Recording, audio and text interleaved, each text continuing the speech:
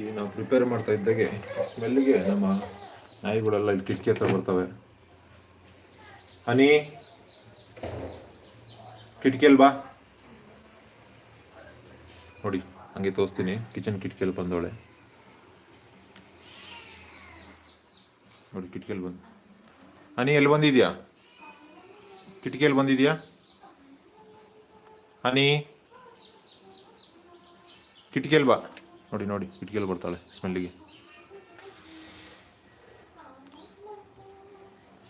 ಹಂಗೆ ನಾವು ಹೆಂಗೆ ರೂಢಿ ಮಾಡ್ತೀರೋ ಹಂಗೆ. ನಾವು ಫುಡ್ ಹಾಕೋರ್ಗು ಕೇಳಲ್ಲ ಅವು, ಸೊ ನಾವು ಅರ್ಥ ಮಾಡ್ಕೊಂಡು ಟೈಮ್ ಸರಿಯಾಗಿ ಹಾಕಬೇಕು.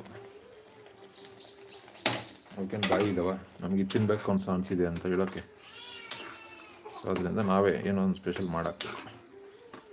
ಹಬ್ಬಗಳು ಬಂದರೆ ನಾವೇನು ಸ್ಪೆಷಲ್